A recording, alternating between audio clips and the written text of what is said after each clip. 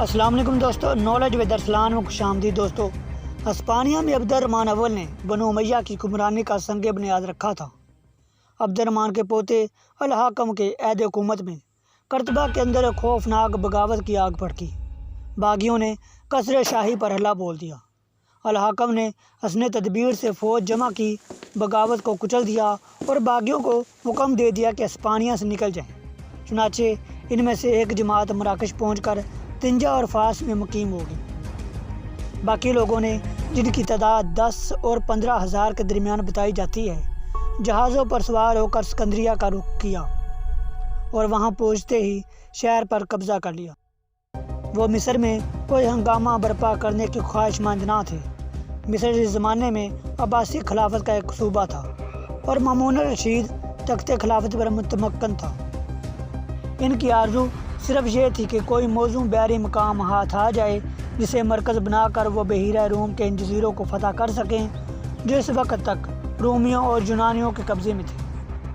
انہی میں سے ایک جزیرہ کریٹ تھا، جس کے بعد حصوں میں ان جلا وطنوں نے عمل دخل کی صورت پیدا کر لی تھی۔ مامون الرشید کیوں کر گوارا کر سکتا تھا کہ اس کے ایک بڑے بحری مرکز اسکندریہ پر غیر لوگ قابض ہو جائیں۔ ان کے پاس کوئی خاص جنگی قوت بھی نہ تھی۔ اس نے اپنے مشہور سپہ سالار عبداللہ بن طاہر کو مصر بھیجا اور اس نے جلا وطنوں کو اسکندریہ چھوڑنے پر مجبور کر دیا۔ اب ان جلا وطنوں لوگوں کے لیے خدا پر بھروسہ کرتے ہوئے لڑنے مرنے کے سوا اور کوئی چارہ نہ تھا۔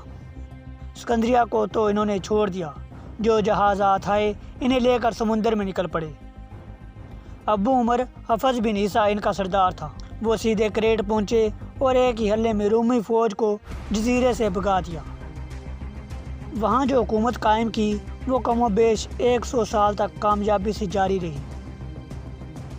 اموی خلافت کے زمانے میں جب مسلمانوں نے پہلے کریٹ پر حملہ کیا تو اسے فتح نہ کر سکے تھے اور ان کی توجہ دوسرے ملکوں کی طرف پھر گئی تھی۔ لیکن چند ہزار مسلمان جلا وطنوں نے نہ صرف اس جزیروں کو مسخر کر لیا بلکہ وہاں پائیدار اور کامیاب حکومت قائم کر لی۔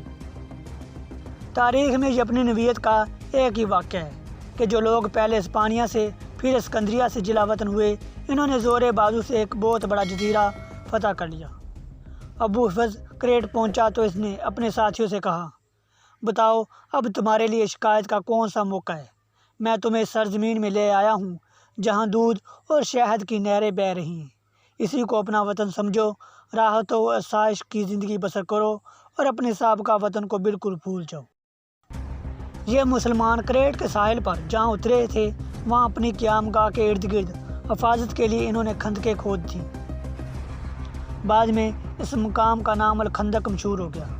اس نام کو اہل یورپ نے بگاڑ کر کینڈیا بنا دیا، جو کریٹ کا دوسرا نام ہے۔